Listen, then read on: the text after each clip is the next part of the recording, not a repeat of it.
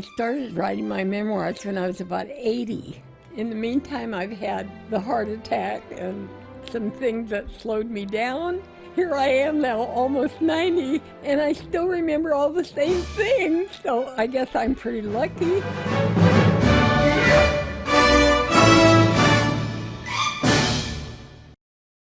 Dorothy Catherine Meinhardt's earliest ancestors came to America from Germany in 1832. They first settled in Minnesota, but relocated to Kansas after 1872 because the Jesuit fathers were founding a German Catholic community in the town of Newberry and Paxico in central Kansas. In 1874, the Sacred Heart Parish was founded. Dorothy's grandfather, August Meinhardt, deserted from the Prussian army and stowed away to come to America in 1871 at the age of 19. He too had heard of opportunities in Kansas and bought land in the area of Newberry and Paxico. Dorothy's mother, Dina Tillman, came with her family a few years later. She was 6 when they disembarked from the sailing ship Belgenland and set foot on Ellis Island in 1893. They made their way to the same community of Newberry in Kansas. John Meinhardt and Dina Tillman were married in Sacred Heart Church in 1903. Dorothy Catherine was their 7th child, born on November 16, 1915. When Dorothy was 5 months old, she lost her oldest sister. The firstborn was Olga. She died at the age of 9 from scarlet fever. Can you imagine the sorrow? She couldn't even have a funeral. My dad had to take her to the cemetery on a spring wagon. That was such a contagious, deadly disease. That was sad. Dorothy and her brothers and sisters lived on a farm that lay parallel to her grandparents' farm, where her father was born and raised. And we kids would be on the front porch, and we would watch the trains go by. We all learned to count by counting the freight cars. You know, they would just be long, long, long freight trains. But the passenger trains, oh my goodness. I could see the passengers, and sometimes they'd wave at me. Trains would just go around the bend and they'd be gone. And I had no idea what was beyond. Already, World War I had taken its toll on the economy. The livestock market had crashed, and a 2-year effort of growing grain was refused at market because it had mildewed in the rain. The farm was lost, and Dorothy's family moved to Newberry. Although times were difficult, the move allowed the Meinhardt children to attend Sacred Heart School. Dorothy was a good student and eager to learn. I was about 14. I went away to school to Mount St. Scholastica's in Atchison, Kansas. The Benedictine sisters had the academy for high school. I was able to go there the first year. I could have gone back the next 3 years. The Mother Superior was very pleased that I had done well, and she said I could come back. And my mom is not well. My dad was having heart trouble. It was hard. I was told I was needed at home, so I didn't get to go back to school. In the midst of the Great Depression, Dorothy, at 17, was working as a cook and housekeeper in St. Mary's, Kansas. All I ever wanted to be was a mother. I made up my mind to that when I was helping my mom with her kids. I just loved that life. Dorothy met the dapper John Schuler at a church social in St. Mary's, Kansas. We really had our first date on Memorial Day of 1936. It just went from there. We went steady after that. I didn't really think I wanted to get married yet, but I wasn't ready. When I turned him down, he was broken-hearted. I guess I realized that I was losing somebody pretty wonderful, and I didn't really want to lose him. I finally gave in, and he took me out way north of town. He gave me the ring on Christmas Eve. Yeah, it was nice. All of a sudden, we're just head over heels in setting up this wedding, and it came off the 20th of January. I had a satin dress.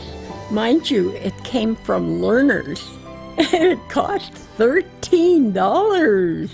It was very pretty, and a neighbor lady got a piece of tulle and made a beautiful little veil, and it was very pretty. My family at that time had rented an old stone mansion. Lovely open stairway. I was able to come down, and we lived only a block away. Went out our front door and walked down the street into the church. My mother's next door neighbor did my wedding cake, and my sister-in-law provided the chickens for our wedding dinner at noon. People just helped. We were one of the first weddings following the Depression. Nobody got married during the Depression. Nobody could afford to. The newlyweds first rented farmland with the plan to eventually own the farm and raise their family. During this time, Jack and Marge were born. But farming had changed following the Depression and the years of the Kansas Dust Bowl. These changes forced a move to Kansas City, where Johnny learned the body and fender trade. The plan was to drive across the country in their 1936 Ford and find work in Seattle. Their stop to visit Johnny's relatives in Los Angeles did not deter their trek further north. They were awestruck by the beauty of the Northwest. Johnny found work in his new trade, but because America had entered the war, he feared being drafted and leaving Dorothy far from family. With one added passenger, Jim, they returned to Kansas in 1942, but times were not good. You know, you can't go back home. We get back there and everything changed. There was 1 2-week period, had his paycheck in his head. He said, "Look at this," he said, $35 for 2 weeks. We're getting the hell out of here. And just like that, I said, good. I was ready to go back, but this time we were broke. We are ready with 4 bald tires, and we hit the road in the month of August with 4 kids. When it came to trying to buy a house, we're not buying anything until we find a good school and be close to a church and everything. We got out to the north end and saw St. Benedict School. That was settled. We found a house that would accept $500 down, so that's the one we bought. We lived there exactly 4 years. St. Benedict's Parish became the family's community.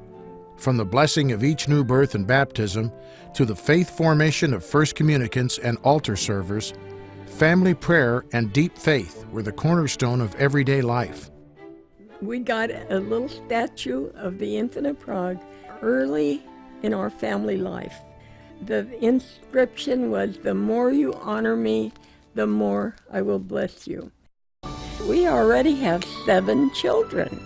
We need a house. And I'm walking from Woodlawn to Mass, and I see this house, and I just love that house.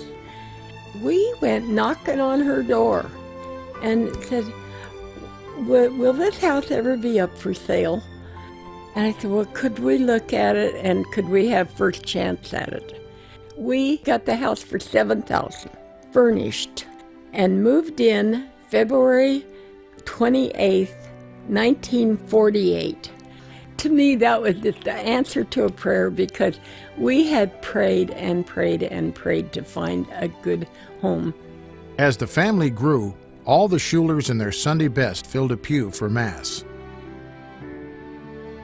At St. Benedict's, O'Day, Blanchette, and Holy Names Academy, a myriad of school activities, recitals, sports, graduations, celebrations, and special holidays filled the weeks, months, and years.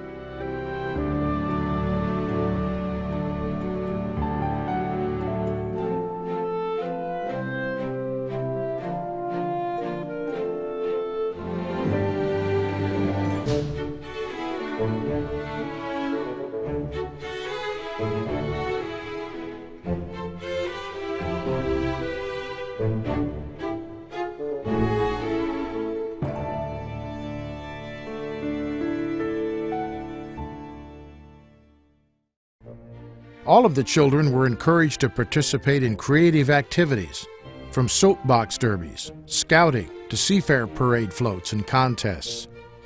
Music, art, and imaginative plays were staged for the neighborhood. Family outings included campouts, picnics, bike rides, even trips to collect the river rocks used to create the treasured rock garden.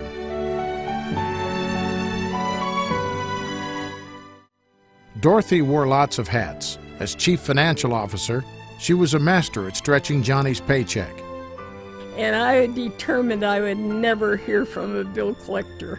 So even if I could pay only part of it, I paid something every month. We did not have any charge accounts, no credit cards. I had this book and I listed all the items that had to be paid every month.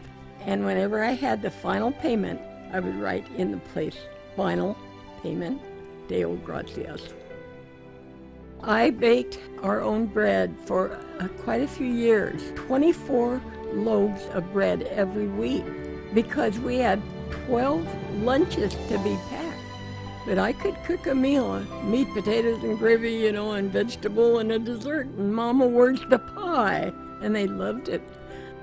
Second only to juggling finances, imagine the complexity of juggling 14 schedules. I think we ran a real tight ship with one eye on the clock. My husband had a disciplined schedule. We all sat down together, and everybody knew that 6 o'clock was dinner. Every child contributed to the Schuler household. The brothers had a yard service, and the sisters babysat and cleaned houses. It was the earnings from these ventures that paid for tuition, books, uniforms, and supplies for all 12 children attending Catholic grade and high schools. Anything extra helped provide memorable Christmas celebrations. On Christmas Eve, after the traditional procession to the crib, the living room doors opened to reveal model trains, sports equipment, dolls, bikes, and new clothes under the Christmas tree. Johnny always took the week off, and the festivities went on for days.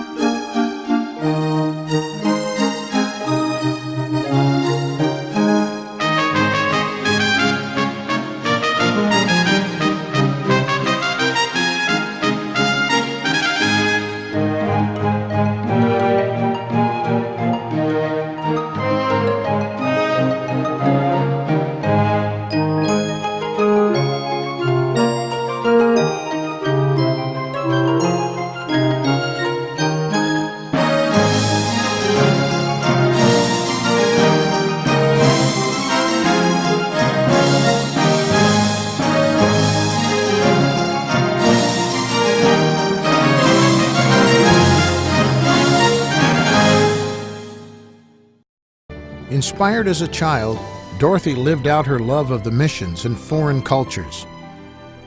We had a dear, dear friend, a Jesuit priest, Father Joe Edelman. He was from Germany. He was a missionary priest. Oh, he was a wonderful, very holy man, and such a strength for me through all the years. He sort of adopted us, and we adopted him, and then he was on his way to Japan. I corresponded with him for 50 years. Because he was in the mission, we saved pennies, just pennies. We had a jar, and when we could get 100 pennies together, we could send him $1. And little David was only 5 years old, so I left him have the bag of pennies and go up to the Lamont, and he had that 100 pennies changed to $1 bill. I put the $1 bill in a letter and sent it to Father Joe. Oh, he wrote back and he said that $1 was so precious, I should just keep it on the altar. Charity begins at home, but if it stays there, it is no longer charity. It begins at home, but it goes out. With friends, she founded the St. Therese Mission Guild and helped sort and ship tons of bandages, handmade soap, clothing, and shoes to poverty-stricken countries. Fundraising lunches were held at home, and Dorothy's handmade ballerina mobiles were the hit of the Guild's annual bazaar. The family penny collecting grew to mean that a water well could be drilled in a third-world village for $250. Pennies helped purchase a beloved organ for a small congregation in India. Throughout the late 50s and 60s, the older children began leaving home to build new lives.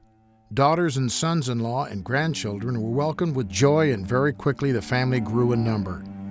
Dorothy's big heart and ease in making friends meant there was always room for one more.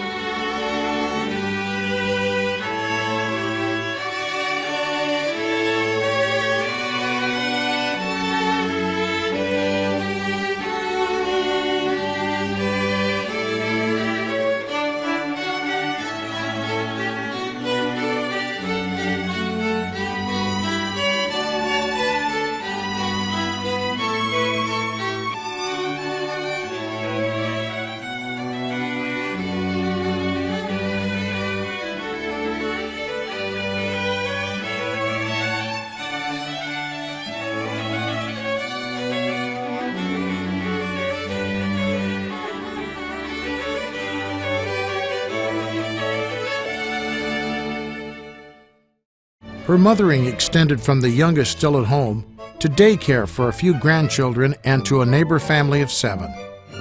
Dorothy's daycare business was the source of funds that would launch her dream of having a summer home somewhere in Puget Sound. We just fell in love with Anderson Island. There were 2 lakes, there was fishing, there was golfing.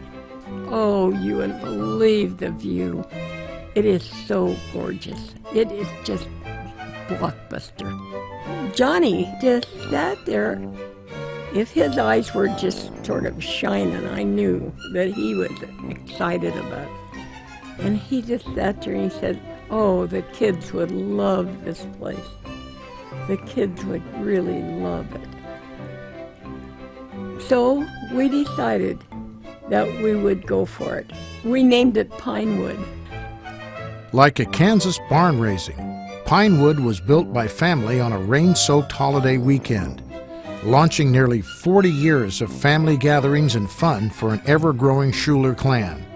Boating, fishing, golf, potlucks, campfires, and special family weddings and reunions are hallmarks of time spent at Anderson Island.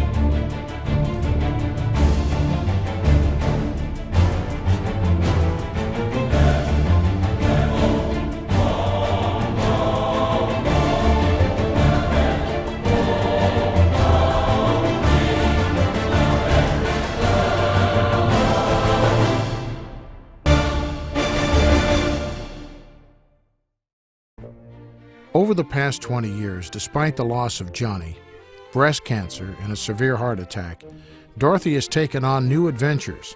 She challenged herself to complete her education and received her hard-fought high school diploma. She mastered the computer and honed her writing skills.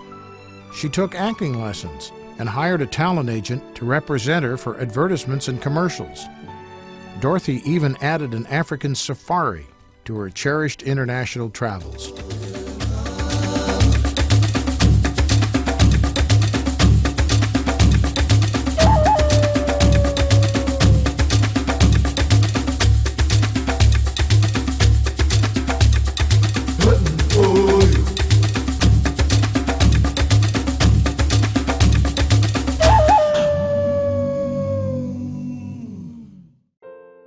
On the occasion of 9 decades of living, or an amazing 90 trips around the sun, we honor Dorothy Catherine Meinhardt Schuler for her strong faith, her vitality, and mostly for the incredible sacrifices and gifts of love she has reached out and given each family member and special friend. We are forever grateful that Dorothy from Kansas found the real Emerald City. We toast this 90th birthday and look to the new life adventures that will unfold and continue to inspire and bless each one of us.